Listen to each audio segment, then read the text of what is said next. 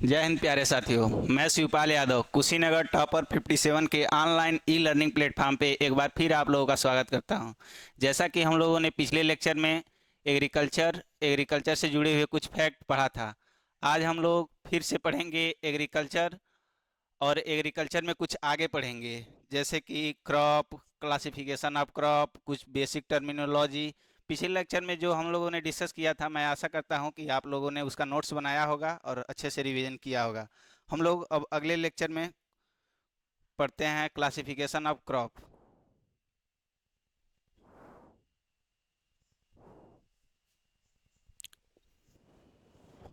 सबसे पहले हम लोग क्लासिफिकेशन ऑफ क्रॉप पढ़ने से पहले हम लोग डिस्कस करेंगे क्रॉप क्या होता है, क्रॉप क्या होता है, क्यों उगाया जाता है।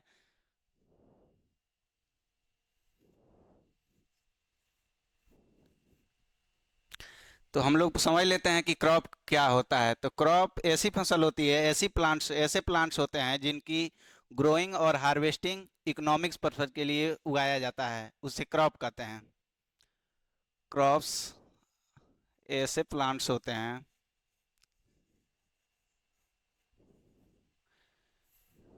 जिनकी ग्रोइंग और हार्वेस्टिंग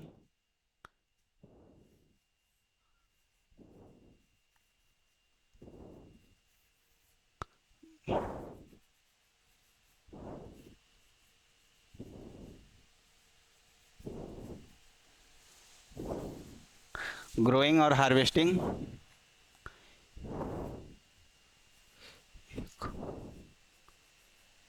इकोनॉमिक पर्पज के लिए उगाया जाता है।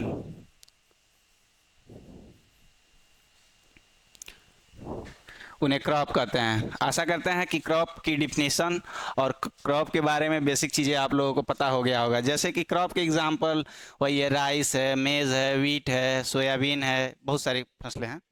अब हम लोग क्रॉप का डिफिनीशन पढ़ लिया, अब हम लोग पढ़ते हैं कि क्लासिफिकेशन ऑफ क्रॉप।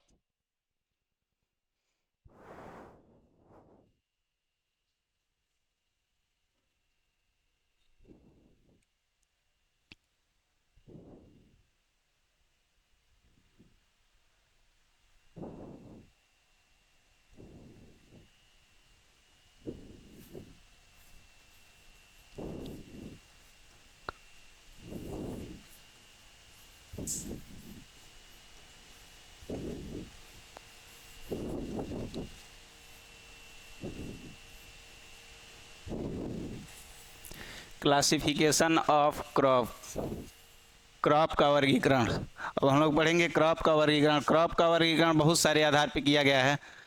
जैसे कि जैसे कि क्रॉप का वर्गीकरण बहुत सारे आधार पे किया गया है, जैसे कि बेस्ड ऑन द ऑन्टोजेनी, जीवन चक्र के आधार पे, जलवायु के आधार पे, ग्रोइंग सीजन के आधार पे, फोटो पीरियोडिक रिक्वायर के आधार पे, और बहुत सारे आधार पे किया गया है। तो सबसे पहले हम लोग पढ़ेंगे बेस्ड ऑन ऑन्टोजेनी, जीवन चक्र के आधार पे क्रॉप का क्लासिफिकेशन। पहला हम लोग पढ़ेंगे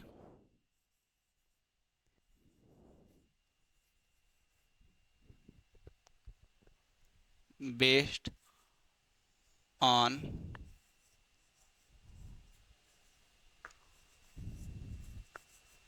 बेस्ड ऑन ऑन्टोजेनी, जीवन चक्र के आधार पर।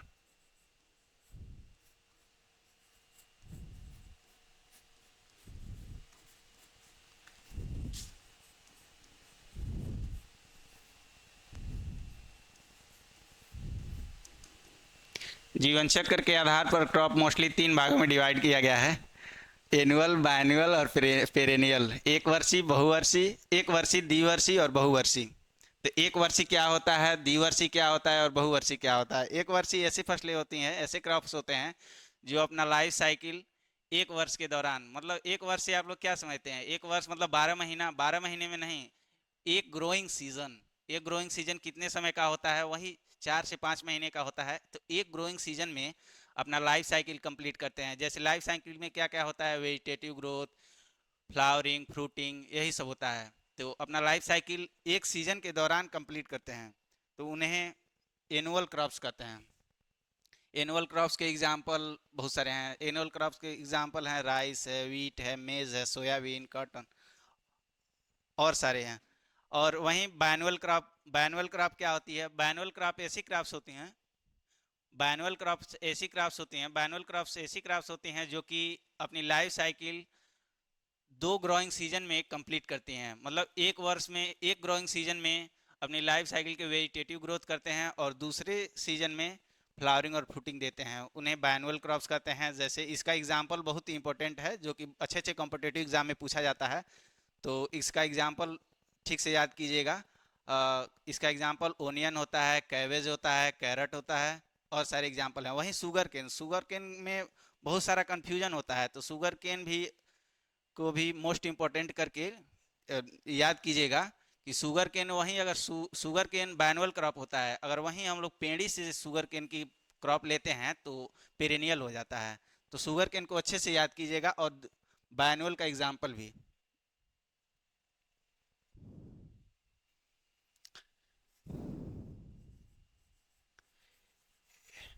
एनुअल क्रॉप्स, एनुअल में क्या होता है? एक ग्रोइंग सीजन में अपनी लाइफ साइकिल को कंप्लीट करते हैं। वन सीजन, एक सीजन में कंप्लीट लाइफ साइकिल। सी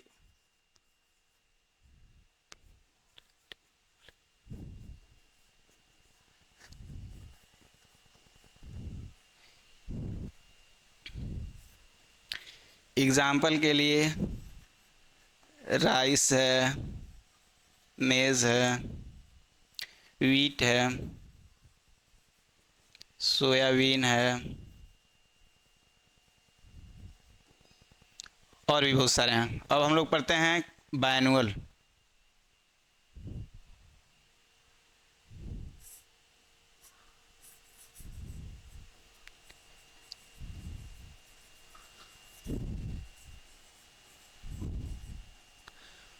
बैनुअल क्रॉप्स, जैसा कि अभी हमने बताया कि बैनुअल क्रॉप्स, इसके एग्जाम्पल बहुत ही इंपॉर्टेंट हैं जो कि अच्छे अच्छे एग्जाम में पूछे जाते हैं। तो इसका एग्जाम्पल अच्छे से याद कीजिएगा। बैनुअल क्रॉप वो होते हैं जो 2 ग्रोइंग सीजन में अपनी लाइफ साइकिल को कंप्लीट करते हैं। एक ग्रोइंग सीजन में क्या करते हैं कि अपने वेजिटेटिव ग्रोथ को कंप्लीट करते हैं और वहीं दूसरे सीजन में फ्लावरिंग और फ्रूटिंग देते हैं। Completes their life cycle.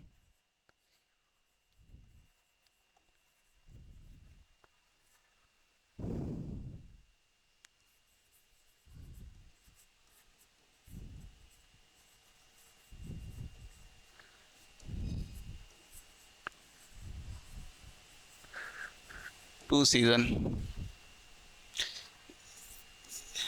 इसका एग्जाम्पल अच्छे से याद कीजिएगा।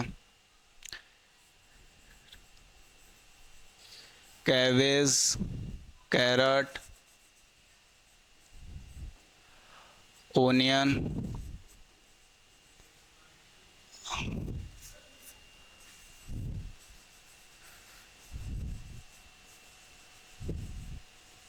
Sugar cane. शुगर केन बहुत ही कंफ्यूजिंग एग्जाम्पल है। शुगर केन ऐसा होता है कि शुगर केन को जब पेड़ी से लेते हैं तो इसे पेरेनियल क्रॉप बोलते हैं और वहीं जब सेट से लेते हैं तो बैनुअल होता है। अब हम लोग पढ़ते हैं पेरेनियल। पेरेनियल तो बहुत आसान है। पेरेनियल तो वैसे कहीं पूछा नहीं जाता है, लेकिन फिर भी पढ़ लीजिए।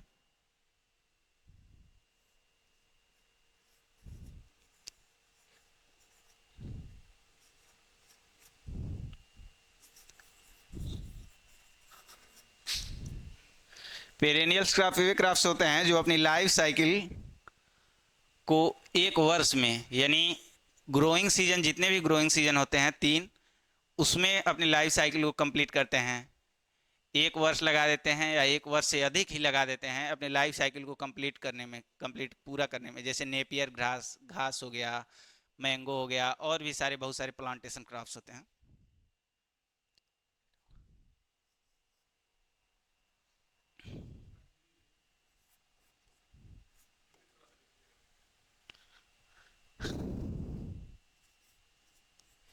हिंदी में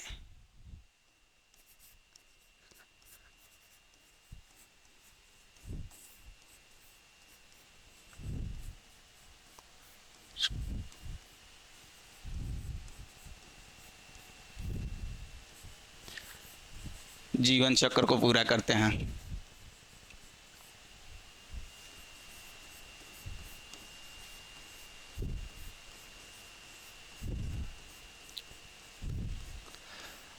आप लोगों को लैंग्वेज के लेके बहुत सारा डाउट्स होगा, हिंदी इंग्लिश।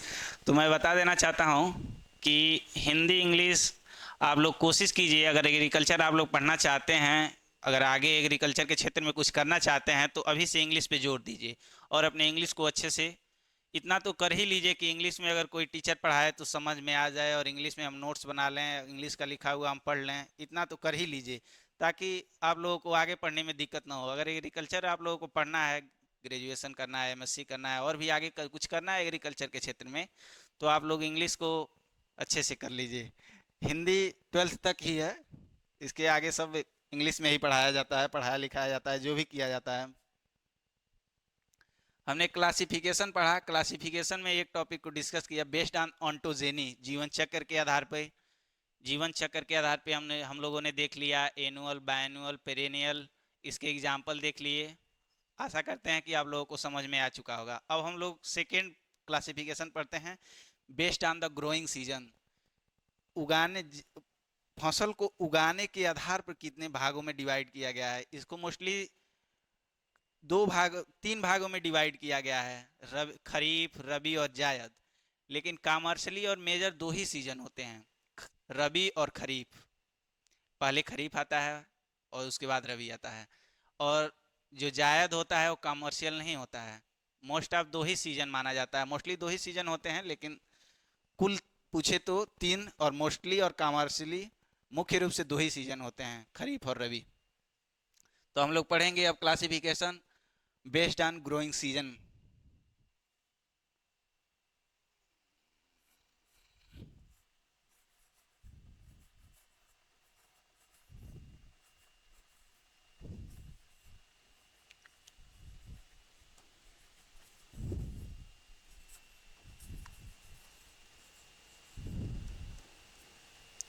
उगाने के आधार पे, जैसा कि अभी हमने बताया कि तीन भागों में डिवाइड किया गया है, खरीफ, रबी और जायद। खरीफ क्या होता है, सबसे पहले हम लोग जानते हैं खरीफ क्या होता है, रबी क्या होता है, जायद क्या होता है। तो देखते हैं खरीफ और रबी और जायद के बारे में हम लोग जानते हैं कि बेसिक बेसिक नॉलेज इसके बारे में जानते हैं कि क्या होता है। तो खरीफ को हम लोग रैनी या मानसून सीजन भी बोलते हैं। क्या आप लोगों के दिमाग में कभी ये क्वेश्चन आया है कि इसे रैनी या फिर मानसून सीजन क्यों बोला जाता है?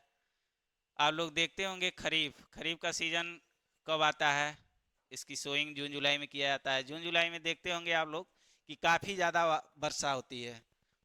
कभी कभी ऐसा हो जाता है कि फसल नष्ट हो जाती है वर्षा के कारण, बहुत ज़्यादा वर्षा होती है। तो साउथ वेस्ट मानसून का नाम आप लोगों ने सुना होगा। साउथ वेस्ट मानसून इसी समय आता है, इसलिए इसे रैनी या फिर मानसून सीजन भी बोला जाता है। साउथ वेस्ट मानसून के बारे में शॉर्ट डिस्कस कर लेते हैं कि कब आता है, कब इसकी वापसी होती है, ये भी इंपॉर्टेंट क्वेश्चन है। तो साउथ वेस्ट मानसून लगभग जितने भी वर्षा होती है एक साल के दौरान, एक वर्ष के दौरान जितनी भी वर्षा होती है उसका 75 से 80% वर्षा साउथ वेस्ट मानसून के द्वारा अकेले कराता है। ये आता है 1 जून को केरल से प्रवेश करता है और 15 जुलाई तक भारत के सभी राज्यों में वर्षा करा देता है। और वहीं इसकी वापसी कब होती है?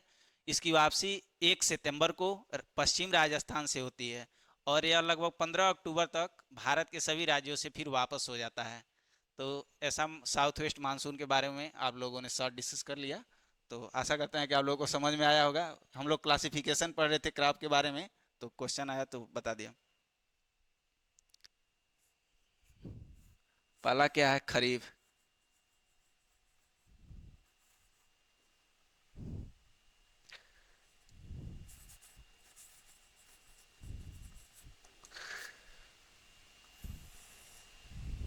खरीफ क्या होता है?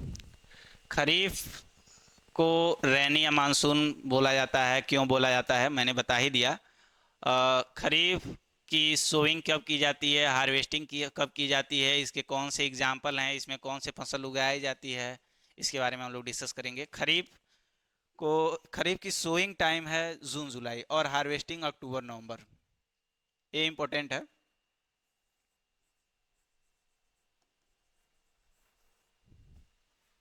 सोइंग और हार्वेस्टिंग।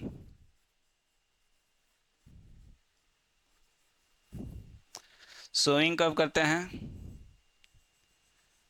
जून जुलाई में। और हार्वेस्टिंग कब करते हैं? अक्टूबर नवंबर में। किसी किसी बुक में आप लोगों को दिया होगा सितंबर अक्टूबर में।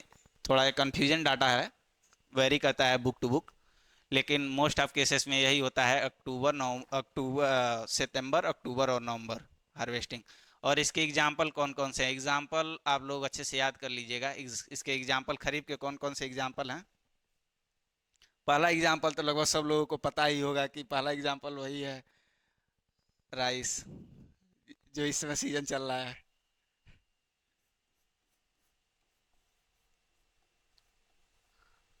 राइस हो गया, सनफ्लावर हो गया,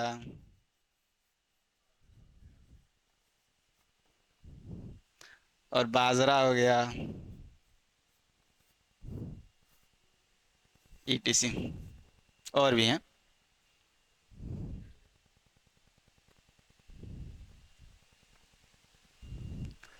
और लोग पढ़ते हैं रबी के बाद खरीफ।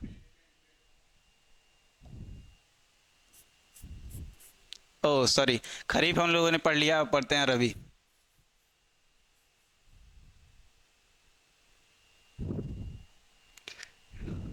आप लोग सोच रहे होंगे हिंदी इंग्लिश इंग्लिश कंफ्यूजन में आ जाते होंगे लोग, हिंदी में ही कुछ पढ़ते हैं आज लोग। दादा,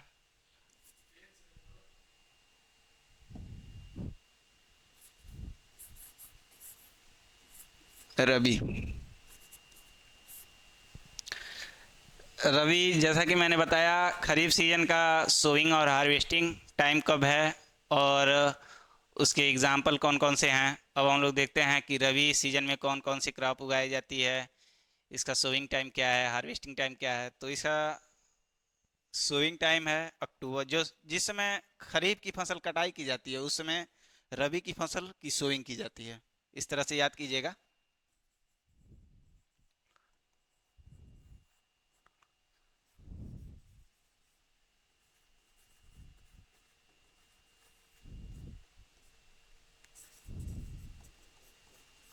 अक्टूबर नवंबर,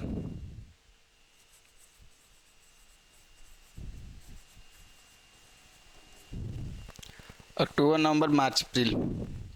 इसमें इसके एग्जाम्पल कौन कौन से हैं? इसमें example most of common example आप लोगों को पता ही होगा, वीट।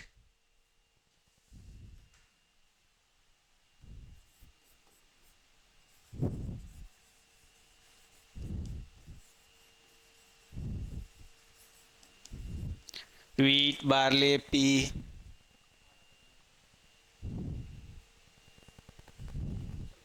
वहाँ है वीट, बार्ले, पी, और भी बहुत सारे एग्जाम्पल हैं।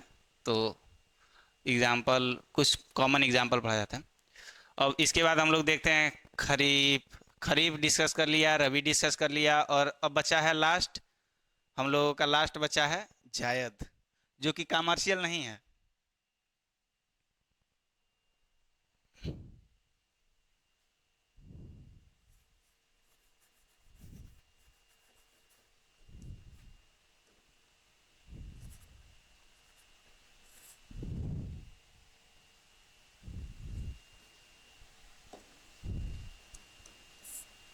जायद, जायद में किस फसलों को ग्रो किया जाता है, कौन सी फसल ग्रो किया जाता है, कौन सी फसलों को ग्रो करते हैं हम लोग, और इसका सोइंग टाइम क्या है, हार्वेस्टिंग टाइम क्या है, यही सब पढ़ेंगे।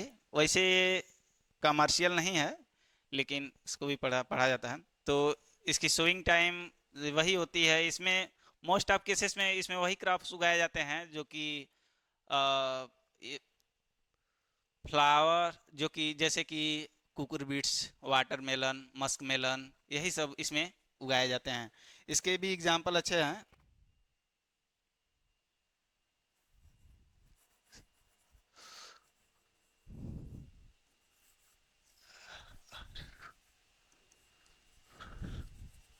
Seasonal fruits and vegetable,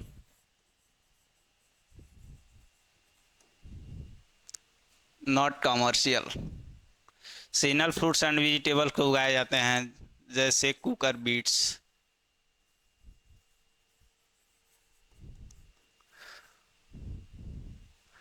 cooker beats, watermelon,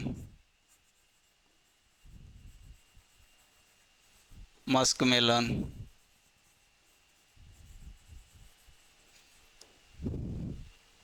ये है। कुकर बीट्स के बारे में आप लोगों को पता ही होगा, घेवड़ा, लौकी, यही सब आता है कुकर बीट्स में। अब हम लोग पढ़ते हैं, हम लोगों ने दो क्लासिफिकेशन पढ़ लिया। First of all based on the ontogeny, जीवन चक्र के आधार पे। सेकंड हम लोगों ने पढ़ा ग्रोइंग सीजन के आधार पे। अब हम लोग थर्ड पढ़ेंगे कॉटिलीडन के आधार पे, जो कि इम्पोर्टेंट है। कॉटिलीडन, कॉटिलीडन का एक अलग से लेक्चर आएगा जिसमें पूरा डिटेल में बताया जाएगा कि कॉटिलीडन, मोनोकॉट, डाइकॉट क्या होता है, इसके अच्छे से एग्जाम्पल दिया जाएगा। यहाँ क्लासिफिकेशन पढ़ रहे हैं तो शॉर्ट में पढ़ लेंगे।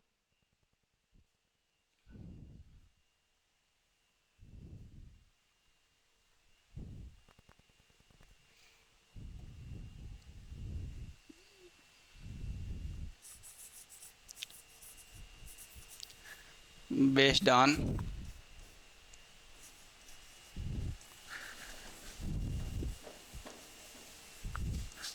ऑन कॉटिलीडन्स, बीज पत्र के आधार पे। बीज पत्र के आधार पे दो भागों में बांटा गया है, मोनोकॉट एक बीजपत्री, डाइकॉट द्विबीजपत्री।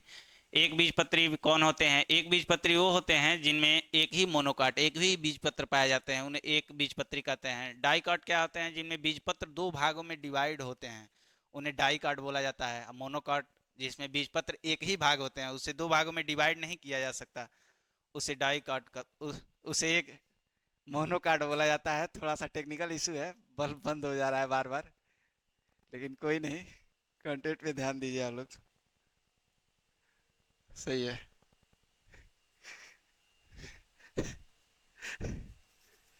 कि हमारे डायरेक्टर आनंद सर हैं, जो कि बल्ब बार बार बंद हो रहा है, चालू हो रहा है, पता नहीं कैसे सेटअप किए हैं।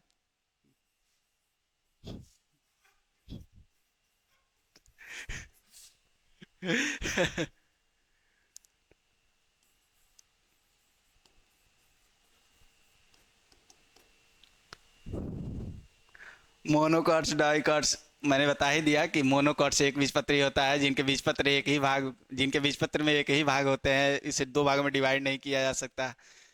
जैसे आप लोग सोच रहे होंगे गेहूं, गेहूं को तो बीच में जुड़ा होता है, ऐसे जुड़ा होता है, तो कहीं ये द्विबीजपत्री तो नहीं है गेहूं, इसका बीज ऐसे होता है, तो नहीं, ये द्विबीजपत्री नहीं है। इसको हम लोग अपने हिसाब से तोड़ेंगे तब दो, तब होता है, लेकिन ये एक बीजपत्री ही होता है।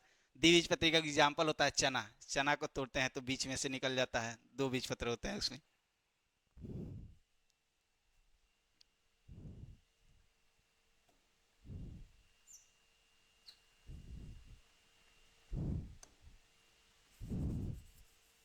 वीट, राइस, मेज, द्विबीजपत्री की एग्जाम्पल मैंने बताया है, चिकपी, चना, और ये सब एग्जाम्पल है। अब हम लोग पढ़ेंगे क्लासिफिकेशन। हम लोगों ने पढ़ लिया, क्लासिफिकेशन में पढ़ लिया। सबसे पहला क्या पढ़ा? जीवन चक्र के आधार पर। सेकंड क्या पढ़ा?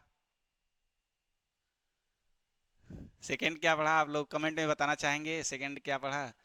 सेकंड हम लोगों ने पढ़ा कि सीजन के आधार पे पढ़ लिया, ग्रोइंग सीजन के आधार पे। थर्ड पढ़ लिया मोनोकॉट, डाइकॉट, कॉटिलीडन्स के आधार पे। और अब हम लोग पढ़ेंगे, फोर्थ पढ़ेंगे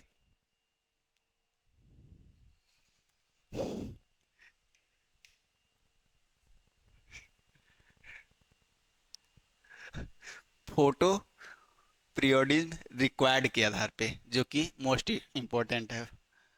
स्टूडेंट इसको याद रखे रहिएगा। बेस्ड ऑन फोटो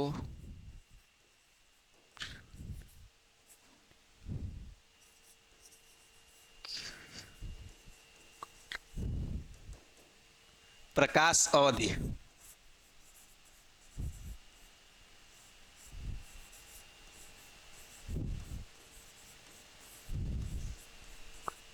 के आधार पर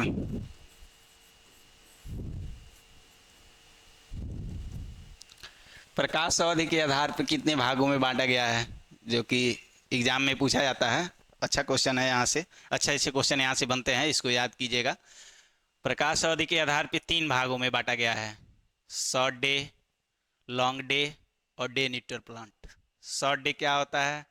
जिनको less than 12 hour, short day less than 12 hour light की आवश्यकता होती है, शॉर्ट डे प्लांट्स बोला जाता है। और लॉन्ग डे मोर देन, क्या यार,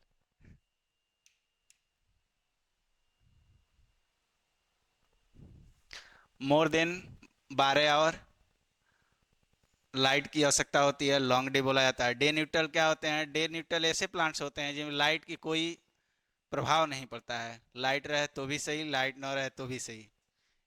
डे न्यूट्रल प्लांट्स के एग्जाम्पल कुछ अच्छे से याद कीजिएगा, एक कॉम्पिटेटिव एग्जाम में पूछा जाता है।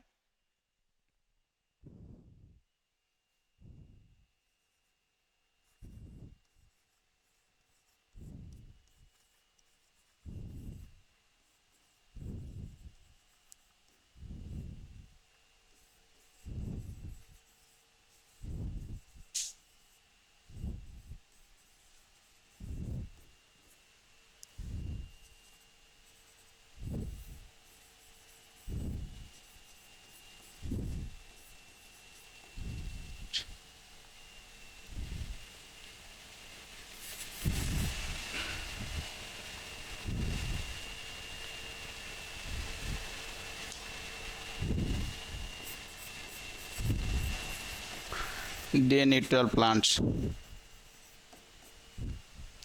शॉर्ट डे क्या होता है? शॉर्ट डे में मैंने अभी बताया आप लोगों की लेस देन 12 आवर लाइट की रिक्वायर्ड होती है, मतलब 12 घंटे से कम लाइट की आवश्यकता होती है। लॉन्ग डे में क्या होता है? मोर देन 12 आवर, 12 घंटे से अधिक लाइट की आवश्यकता होती है। वहीं day neutral plant, day neutral plant ऐसे प्लांट्स होते हैं जिनको लाइट रहे तो भी सही, लाइट ना मिले तो भी सही, डे न्यूट्रल प्लांट्स कहलाते हैं। Short day plants less than 12 our.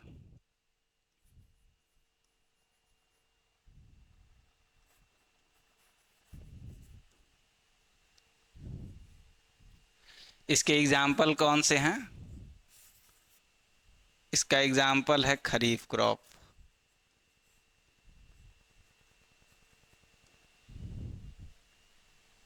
Most of cases में जितने भी खरीफ क्रॉप होते हैं उसके एग्जाम्पल में आते हैं।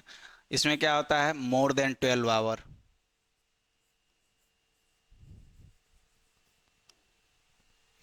Example rabi crop.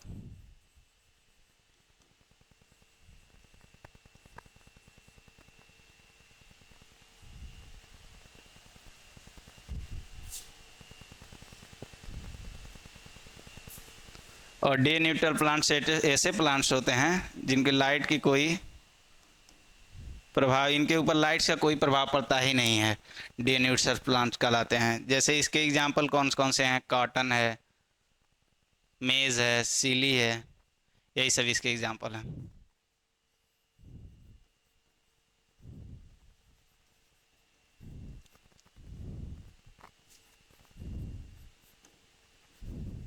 Brinjal. Brinjal एक बार आईबीपीएस एफओ के एग्जाम में आया था कि डे न्यूट्रल प्लांट्स का इसमें से कौन सा एग्जाम्पल है, तो इस ऑप्शन था वहाँ ब्रिंजल। अब हम लोग क्लासिफिकेशन पढ़ लिया, क्रॉप्स का क्लासिफिकेशन पढ़ लिया, इसके बाद शायद फोटो पीरियड पर क्लासिफिकेशन में ही पढ़ लिया, 4 भागों में कैसे कैसे से डिवाइड किया गया है। अब इसके बाद आनंद सर का क्लास है, तो आशा करते हैं कि आप लोग क्लास लेंगे। टाइम हो गया आनंद सर का, फिर हम लोग नेक्स्ट क्लास में डिस्कस करेंगे कुछ बेसिक टर्मिनोलॉजी और भी कुछ क्वेश्चन। और आप लोग लेवल के बारे में सोच रहे होंगे लेवल कैसा रहेगा, तो अच्छे अच्छे लेवल के क्वेश्चन भी कराए जाएंगे, जहाँ तक हो सके लेवल अच्छा ही होगा। एग्ज़ाम कॉम्पिटिटिव एग्ज़ाम तक के लेवल को ही डिस्कस कराया जाएगा। वैसे मैं भी कॉम्पिटिटिव एग्ज़ाम का तैयारी करता हूँ, तो लेवल क्वेश्चन का अच्छा होगा। आप लोग एक बार जुड़िए ज़रूर।